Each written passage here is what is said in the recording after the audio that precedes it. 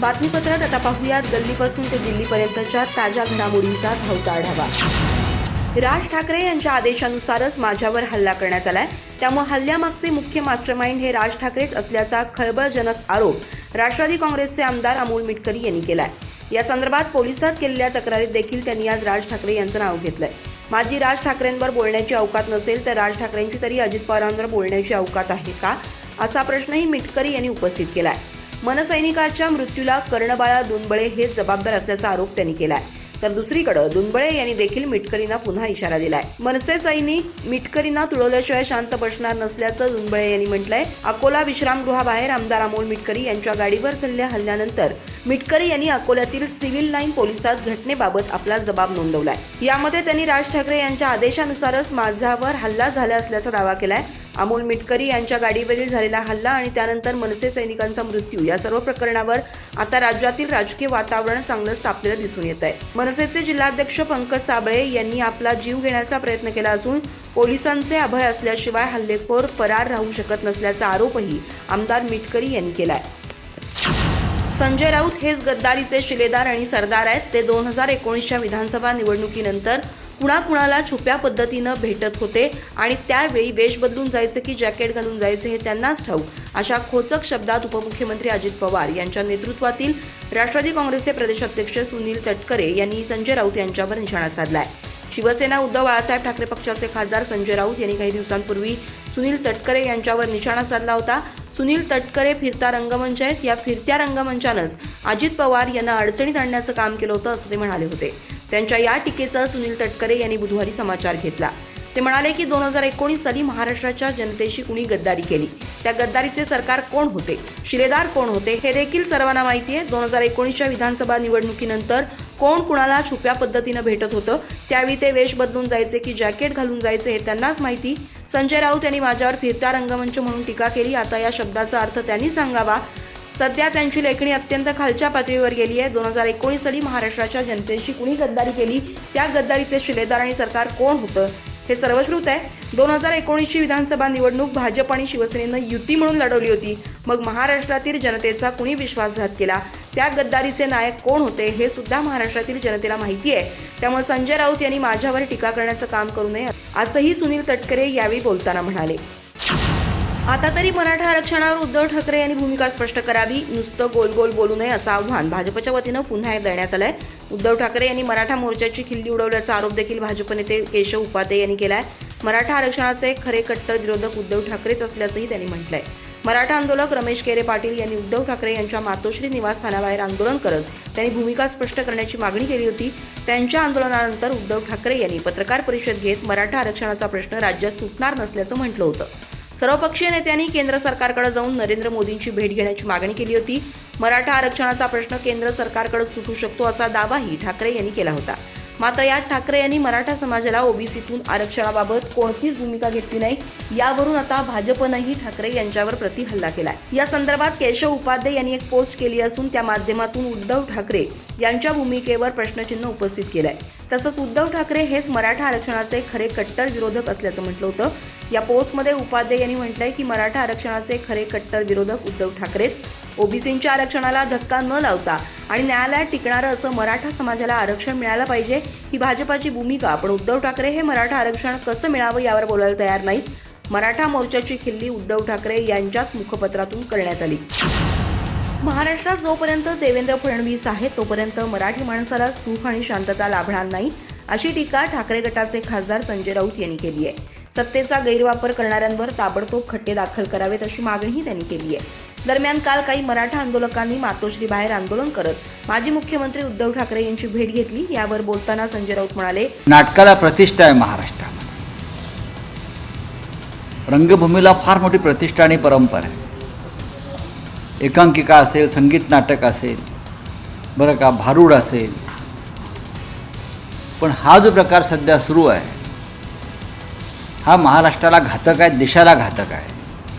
तुम्ही खोटी नावं, खोटी वेषांतरं, खोटे बोर्डिंग पास, खोटी ओळखपत्र तयार करून मुंबई दिल्लीसारख्या आंतरराष्ट्रीय विमानतळावरून प्रवास करता। CRPFची सुरक्षा ही केंद्राच्या गृह अमित शहांच्या हातामध्ये, याचा अर्थ अमित शहानी CRPFला कळवलेलं आहे यांना सोडा म्हणून. असं कधी दाऊदला सोडलं आहे का, इब्राहिमला यापूर्वी? नीरव मोदीला सोडलं आहे का, विजय मल्ल्याला सोडलं आहे का, मेहुल चोक्सीला सोडलं आहे का, टायगर मेमनला सोडलं आहे का, छोटा शकीलला सोडलं आहे का? हा आता अभ्यासाचा विषय आहे, चिंतनाचा विषय आहे ना. CRPFच्या कमांडरला मुंबई आणि दिल्लीच्या विमानतळावर केंद्राच्या गृह खात्याच्या सूचना असल्याशिवाय ही वेषांतरं,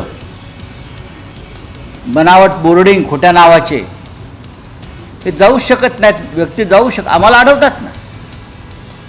आमच्यासारख्या खासदारांना अनेकदा मी मंत्र्यांना थांबवलेलं बघितलेलं आहे.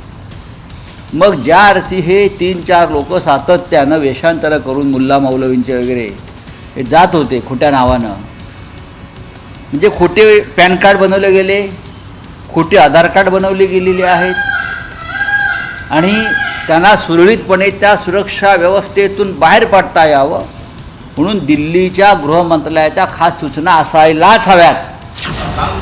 छत्रपती संभाजीनगरचे माजी खासदार तथा MIMचे प्रदेशाध्यक्ष इम्तियाज जलील यांच्या घरी राज्यातील 3 नेत्यांनी भेट दिल्यानं चर्चांना उधाण आलंय. या शिवसेनेचे नेते तथा मंत्री अब्दुल सत्तार, राजू शेट्टी, बाजाजानी दुर्राणी यांनी जलील यांची भेट घेतली आहे. दरम्यान आजपर्यंत अब्दुल सत्तार यांनी इम्तियाज जलील यांची भेट घेणं टाळलं होतं. मात्र जिल्ह्याचे पालकमंत्री होताच त्यांनी माजी खासदार जलील यांच्या घरी जात चर्चा केली. तर घरातून बाहेर पडत गाडीत बसताना अब्दुल सत्तार यांनी इम्तियाज जलील आणि त्यांचा मुलगा बिलाल याच्याकडे पाहत वज्रमूठ आवळल्यानं काही नवं राजकीय समीकरण दिसणार का, असा सवाल राजकीय वर्तुळात उपस्थित होतोय. अजित पवार गटातून शरद पवारांकडे आलेले बाबाजानी दुर्राणी यांनीही जलील यांची भेट घेतली. तर मंत्री अब्दुल सत्तार आणि इम्तियाज जलील यांच्यातही बंद दाराआड काय चर्चा झाली हे मात्र समजू शकलेलं नाही. दुसरीकडे राजू शेट्टी यांनी आगामी विधानसभा निवडणुकीत शेतकरी संघटनांची मोड बांधून 288 जागा लढवण्याचा निर्धार व्यक्त केला. यानंतर त्यांनी मनोज जरांगे पाटील यांची भेट घेतली. या भेटीनंतर त्यांनी जलील यांची भेट घेतली आहे. या भेटीगाठींमुळे आगामी विधानसभा निवडणुकीत छत्रपती संभाजीनगर आणि महाराष्ट्रात काही राजकीय समीकरणं बदलणार का, याकडे सर्वांचं लक्ष लागलंय. जर पवार अशा नावानं ओळख लपवून राज्याचे उपमुख्यमंत्री प्रवास करत असतील, तर देशाच्या गृहमंत्र्यांना अशा पद्धतीनं वारंवार भेटत असतील, तर याचा अर्थ गृहमंत्री शहा हे देखील राष्ट्रीय सुरक्षेशी खेळत आहेत. आपल्या राजकीय स्वार्थासाठी आणि राजकारणासाठी देशाच्या गृहमंत्र्यांनी राष्ट्रीय सुरक्षेचा बाजार मांडलाय, असा हल्लाबोल ठाकरे गटाकडून करण्यात आलाय. दरम्यान पवार या नटवर्यांनी अमित शहांच्या मदतीनं राष्ट्रीय सुरक्षेचा जो फज्जा उडवला त्याची चौकशी व्हायलाच हवी. लडाखमध्ये चीन आणि काश्मीरात पाकडे अतिरेकी का घुसत आहेत त्याचा हा नमुना आहे. देशाच्या गृहमंत्रालयाचे कुंपणच शेत खातंय असं म्हणत ठाकरे गटानं केंद्र सरकारवर हल्लाबोल केलाय. पवार हे पवार या नावानं प्रवास करत होते आणि त्यासाठी त्यांनी नकली ओळखपत्र बनवली असतील, तर तो विमानतळावरील सुरक्षा व्यवस्थेला छेद आहे. एक व्यक्ती आपली ओळख लपवून प्रवास करू शकते आणि त्यांनी हा प्रवास आंतरराष्ट्रीय विमानतळावरून केला. मुंबई दिल्लीसारखी संवेदनशील आंतरराष्ट्रीय विमानतळ सामील आहेत. जर पवार अशा नावानं ओळख लपवून राज्याचे उपमुख्यमंत्री प्रवास करत असतील, तर देशाच्या गृहमंत्र्यांना अशा पद्धतीनं वारंवार भेटत असतील, तर याचा अर्थ गृहमंत्री शहा हे देखील राष्ट्रीय सुरक्षेशी खेळत आहेत. आपल्या राजकीय स्वार्थासाठी आणि राजकारणासाठी देशाच्या गृहमंत्र्यांनी राष्ट्रीय सुरक्षेचा बाजार मांडलाय. अजित पवार यांना झेड दर्जाची सुरक्षा आहे, त्यामुळे गृहमंत्री फडणवीस यांच्या कार्यपद्धतीवरही संशय निर्माण होतो. फडणवीस, पवार आणि अमित शहा यांनी मिळून राष्ट्रीय सुरक्षा धाब्यावर बसवली. अशाच नकली पद्धतीनं मुंबई दिल्लीतून नीरव मोदी, मेहुल चोक्सी यांनी प्रवास केला नसेल कशावरून, असा सवाल ठाकरे गटानं उपस्थित केलाय. मराठवाड्यातील वतनाच्या जमिनी, मदतमाश आणि देवस्थानच्या इनामी जमिनींचे खिदमतमाश हक्क मूळ मालक आणि कसणारे शेतकरी यांना हस्तांतरित करण्याचा निर्णय राज्य शासनानं घेतलाय. वतनाच्या जमिनींचा 5% नजराणा भरून तर देवस्थानच्या जमिनीचा 100% नजराणा भरून हस्तांतरित करण्याबाबतचा प्रस्ताव मंत्रिमंडळाच्या बैठकीत ठेवण्याचे आदेश उपमुख्यमंत्री देवेंद्र फडणवीस यांनी दिले. महसूल मंत्री राधाकृष्ण विखे यांच्यासोबत झालेल्या बैठकीत हे आदेश देण्यात आले. यामुळे मराठवाड्यातील 8 जिल्ह्यातील 56,513 हेक्टर क्षेत्रावरील जमिनी खुल्या होतील. मराठवाड्यात 13,803 हेक्टर वतनाच्या जमिनी आहेत. 50% नजराणा भरून त्यांचं हस्तांतरण करण्याचा निर्णय शासनानं 2015 मध्ये घेतला होता, परंतु ती रक्कम जास्त असल्यानं त्याला प्रतिसाद मिळालेला नव्हता. मराठवाड्यातील लोकप्रतिनिधींच्या मागणीनंतर हा नजराणा 5% आणण्याचा प्रस्ताव तयार करण्यात येतोय. यामुळे वतनाच्या जमिनी कसणाऱ्या शेतकऱ्यांच्या नावे त्यांचे हस्तांतरण सुलभ होणार आहे. याच प्रकारे मराठवाड्यातील 8 जिल्ह्यांमध्ये 42,710 हेक्टर देवस्थानच्या जमिनी आहेत. त्यावर मोठ्या प्रमाणात अतिक्रमणं आणि बेकायदेशीर बांधकामं झालेली आहेत. त्यामुळे 100% नजराणा भरून त्याचं हस्तांतरण नियमित करण्याचा प्रस्ताव मंत्रिमंडळापुढे मांडण्याचा निर्णय या बैठकीत घेण्यात आला. देवस्थानच्या इनामी जमिनीच्या हस्तांतरणासाठी जी 100% नजराण्याची रक्कम भरली जाईल त्यापैकी 40% रक्कम देवस्थानच्या कायमस्वरूपी देखभालीसाठी, 20% रक्कम देवस्थानच्या अर्चकासाठी तर 40% रक्कम शासनाकडे जमा करण्यात येणार आहे. या दोन्ही निर्णयांमुळे मराठवाड्यातील सामान्य नागरिक आणि कष्टणारे शेतकरी यांचा गेल्या 60 वर्षांपासूनचा प्रश्न सुटणार आहे. मराठ्यांना ओबीसीतून आरक्षण द्या अशी मागणी करणारे मनोज जरांगे यांच्या मागणीला उद्धव ठाकरे आणि शरद पवारांचं समर्थन आहे का असा सवाल देवेंद्र फडणवीस यांनी केला होता. तर आता प्रकाश आंबेडकर यांनी फडणवीसांना देखील आवाहन केलं की तुमचं जरांगे यांच्या मागणीला समर्थन आहे का, तुमची भूमिका स्पष्ट करा, अन्यथा न फोडण्याचा सल्ला देखील आंबेडकरांनी दिला. राज्यात विधानसभेच्या पार्श्वभूमीवर मराठा ओबीसी आरक्षणाचा तिढा राजकीय वर्तुळात चर्चेचं केंद्रबिंदू झाल्यानंतर राजकीय वातावरण ढवळून निघालंय. गेल्या काही दिवसांपासून मराठा आणि ओबीसी आरक्षणावरून राज्यातील नेत्यांची टीका प्रत्युत्तरं येत असताना वंचित बहुजन आघाडीचे प्रमुख प्रकाश आंबेडकर यांनी उपमुख्यमंत्री देवेंद्र फडणवीस यांच्यावर खोचक टीका केली. प्रकाश आंबेडकर म्हणाले की नरेंद्र मोदी, अमित शहा आणि देवेंद्र फडणवीस यांनी स्पष्ट करावं, जरांगे पाटील यांनी केलेल्या मागणीला तुमचं समर्थन आहे की विरोध?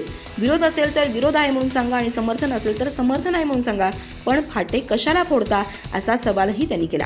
आम्ही पहिल्यापासून मागणी करत आहोत, ओबीसींचं आरक्षणाचं ताट वेगळं असावं आणि मराठ्यांच्या आरक्षणाचं ताट वेगळं असावं, यात वेगळं काही नाही, आमच्या भूमिकेत बदल नाही. प्रकाश आंबेडकर म्हणाले की फडणवीसांचं आरक्षण वाढवण्याचं वक्तव्य हा जावाई शोध असून SC/ST आरक्षण वाढ कुणाच्या बापाच्या हातात नाही हे देखील समजून घेतलं पाहिजे. भाजप आमदार पंकजा मुंडे यांच्याशी अचानक भेट झाल्याचं सांगत आम्ही ओबीसी आरक्षण बचाव संदर्भातील पत्र पंकजा मुंडे आणि धनंजय मुंडे यांच्यासह सर्वांना दिली आहेत. प्रकाश आंबेडकर हे काल दिवसभर लातूरमध्ये होते. आज ते लातूरवरून बीडकडे निघाले होते. त्याचवेळी पंकजा मुंडे या बीडवरून लातूरकडे निघाल्या होत्या. त्यावेळी बीड आणि लातूरच्या मध्ये दोन्ही नेत्यांची भेट झाली होती. त्यावरून राजकीय वर्तुळात चर्चा रंगली होती.